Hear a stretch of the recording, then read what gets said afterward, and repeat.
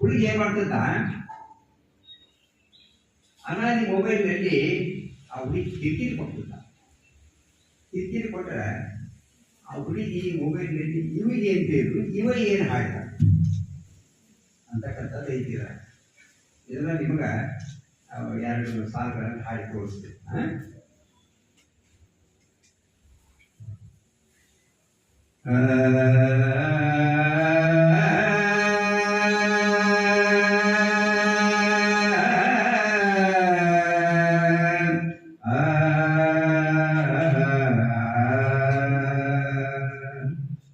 ಎನಗೆ ಬೇಗ ಇಲ್ಲ